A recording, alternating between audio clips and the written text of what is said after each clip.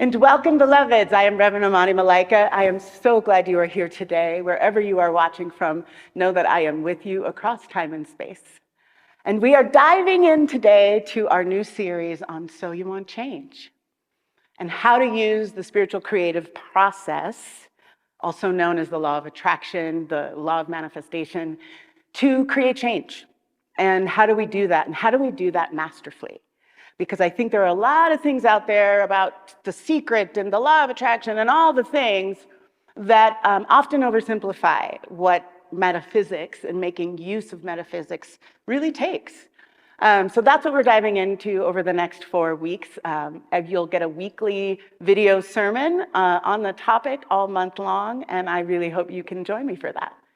So let's dive into what I would say is step one.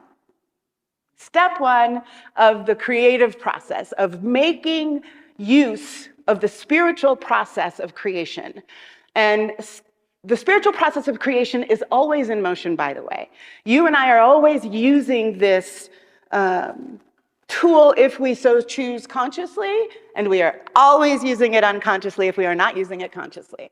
Because the way that the created life comes into form, the way that the material plane comes into form is through belief, is through the impulse of spirit moving into form through the law of the one, as we say in Science of Mind.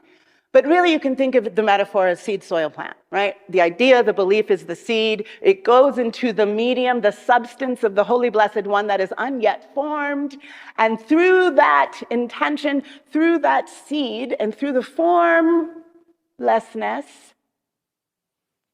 creation arrives, just like a plant. And so we have the opportunity, as Ernest Holmes, the founder of Science of Mind, says, is there is a power for good in the universe, and you can use it. That is what you and I are talking about when we're talking about manifestation, when we're talking about using the law of attraction. But usually we jump into this thing that we want to see in our lives. We jump into, I need to change this thing. I need to change my bank account. I need to change my marital status or my single status. I need to change my community, my family's situation. Whatever the thing is that you want to change often comes from a place of distress, right? Often comes from a place of this is not working for me and I want it to be different. But you don't want to create from that feeling because you're going to create more of that feeling.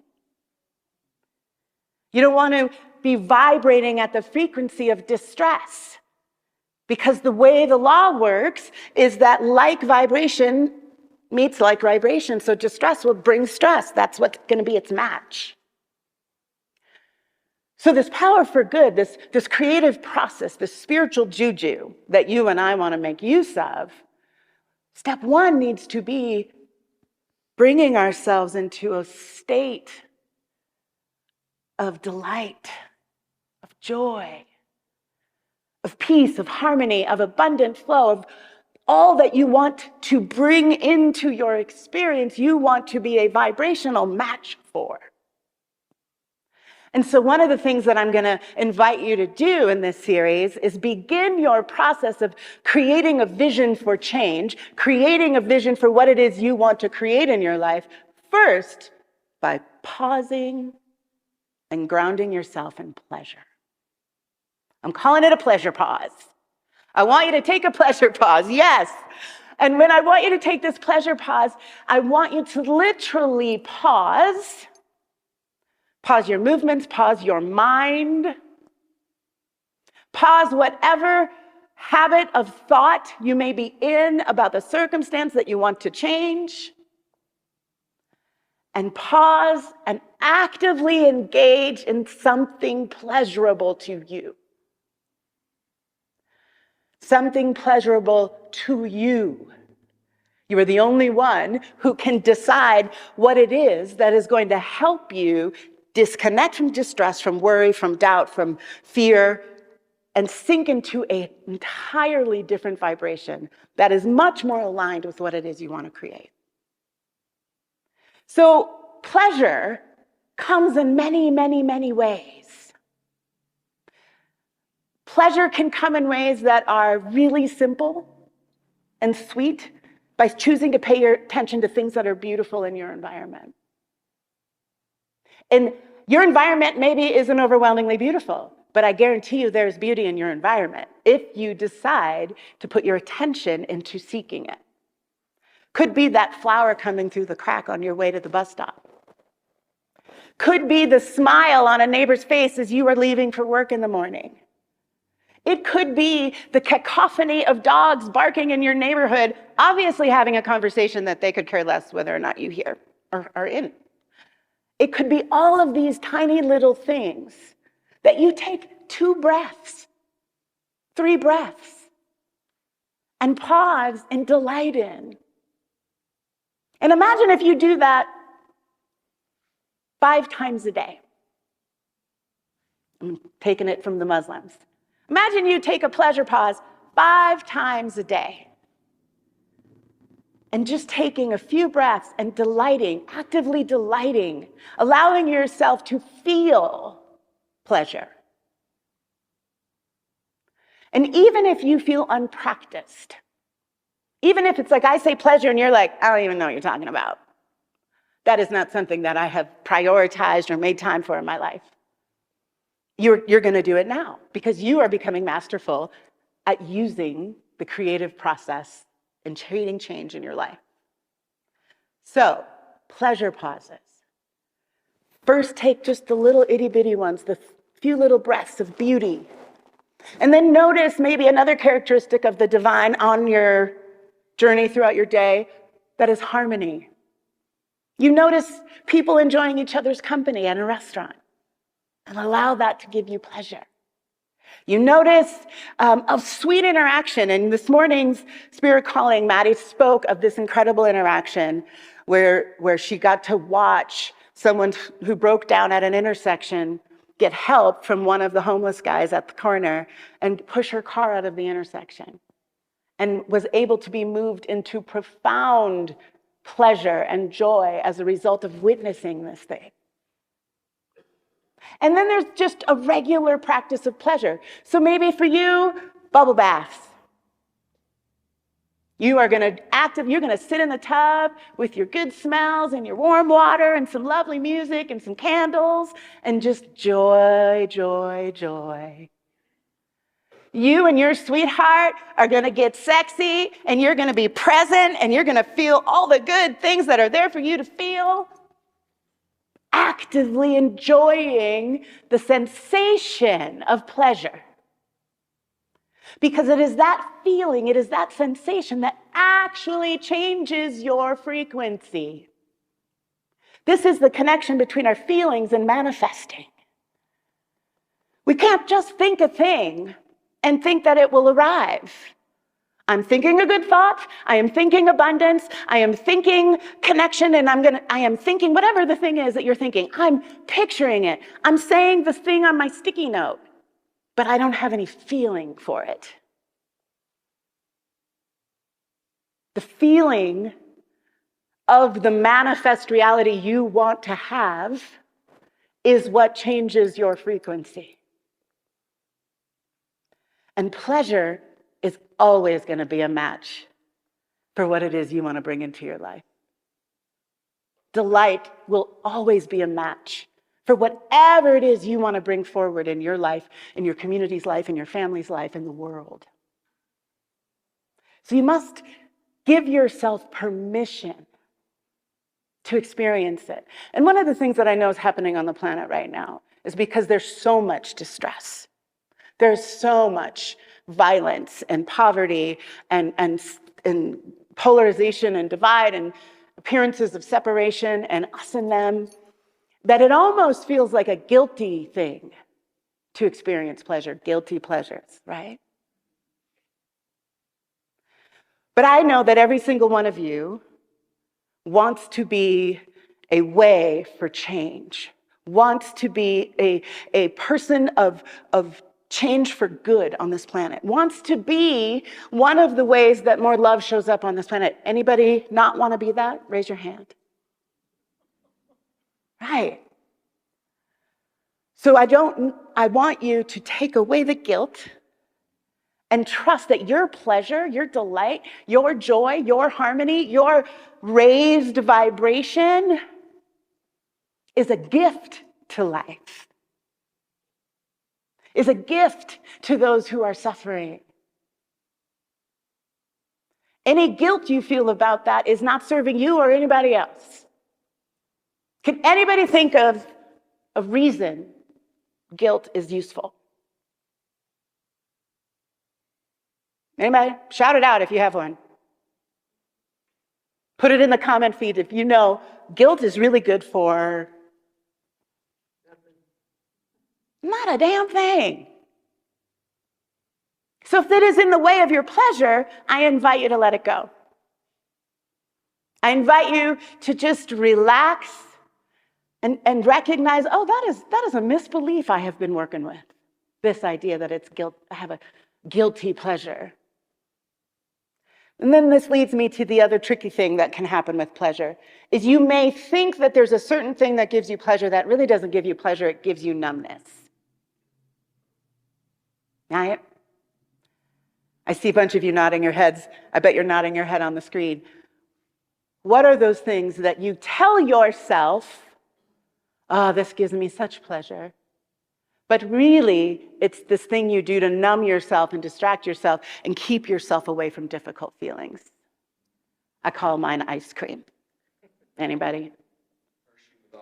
Hershey with almonds. So sugar's a one, and I'm currently sugar-free. Yes, you can hallelujah for me. Because I had to get into honest relationship with myself about the way that I was telling myself a story, that I was rewarding myself with a pleasurable thing. Except the reality is it doesn't give me a feeling of pleasure when I really try it. Try eating your sugary whatever thing or whatever it is you do. I don't know if it's you binge on Netflix or you smoke a bunch of weed or what is your thing, whatever your thing is. And actually do it consciously with full presence and tell me if it's really giving you pleasure.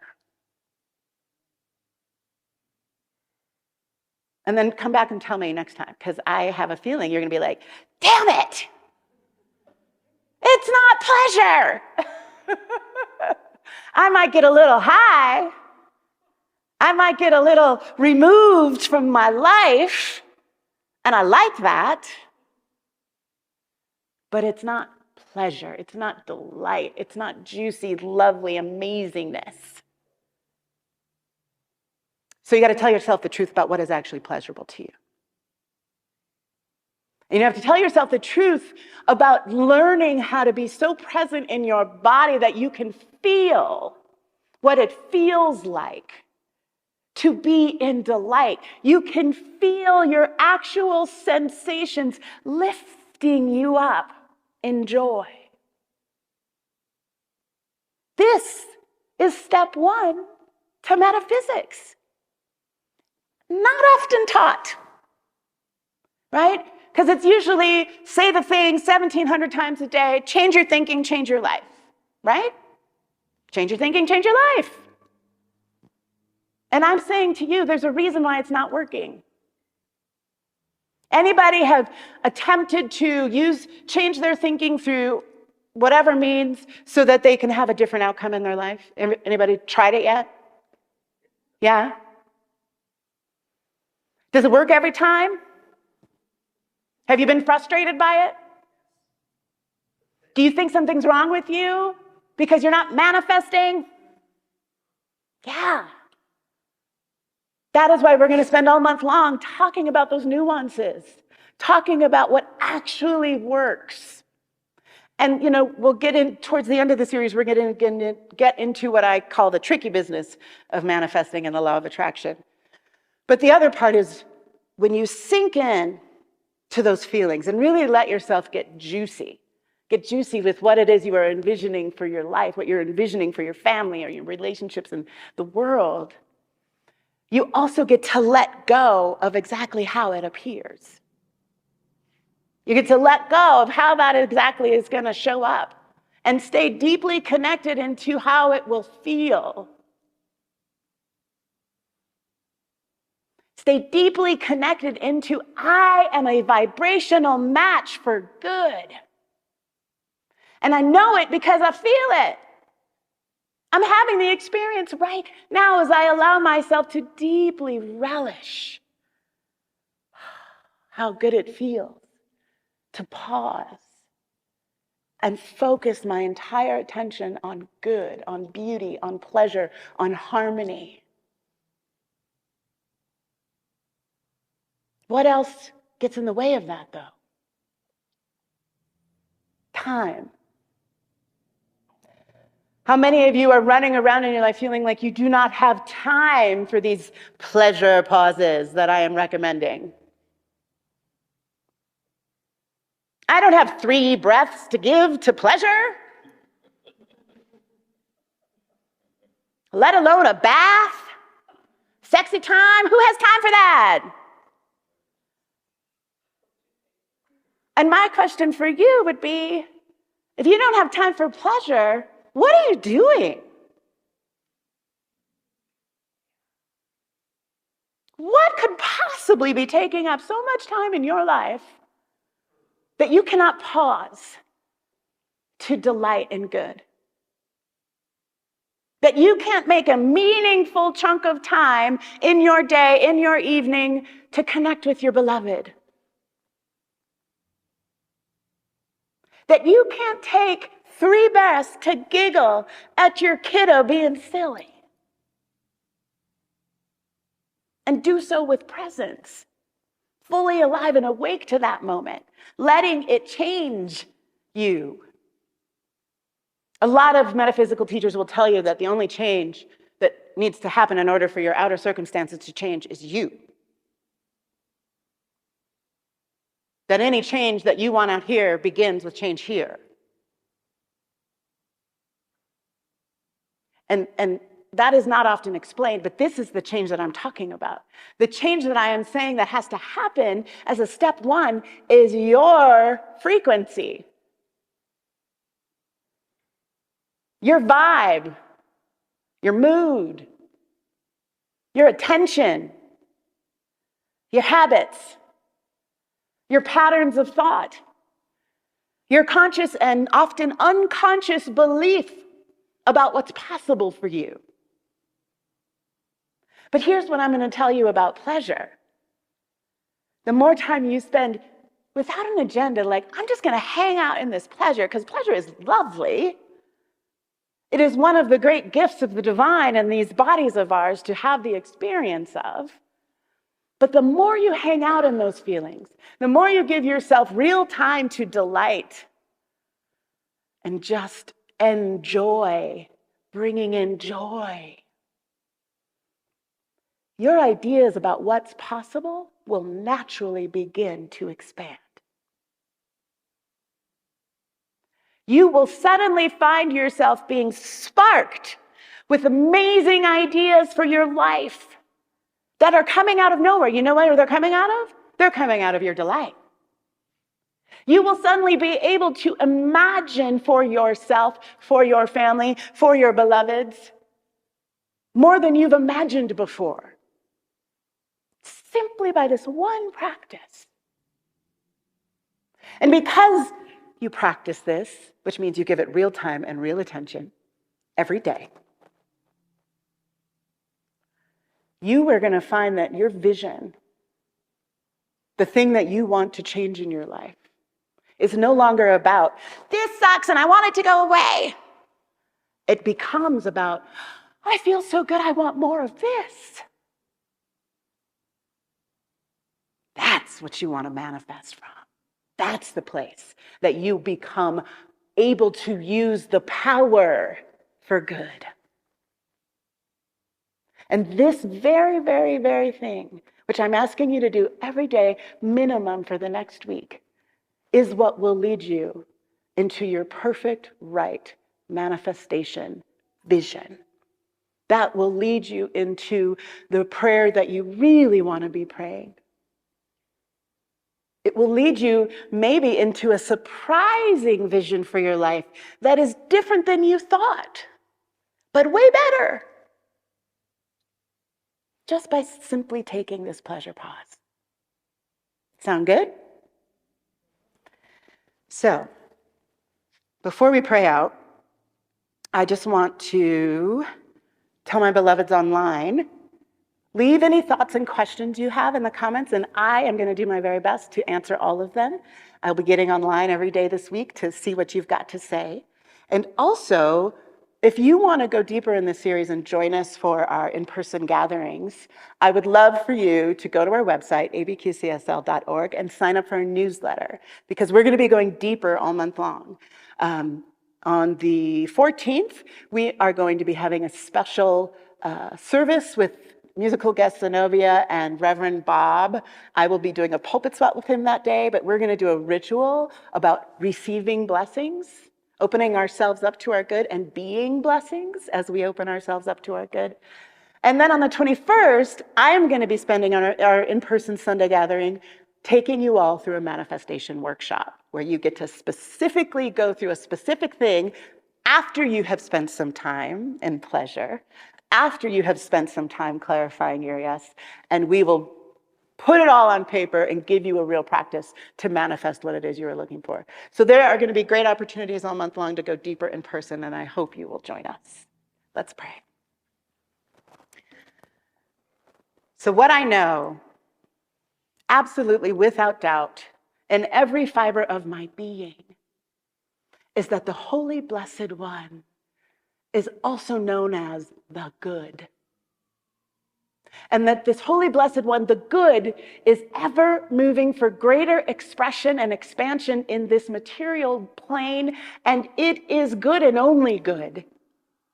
And you and I, right here and right now, are breathing that good. That good is animating our very life. It is flowing through our veins, and it is accessible to you and I in every moment, at all times. And so I know that as you say yes to this good, as you say yes to pleasure, as you say yes to upping, raising your vibration to be a match for greater and greater good, I know that that very yes is already making it so. And I know that that yes is moving out into the world, making a difference, rippling out more love, more good for all life. And for that, I am wildly grateful. I am grateful for this creative process and that you and I get to use it. And I let it be in all of its glorious good. Amen. And so it is.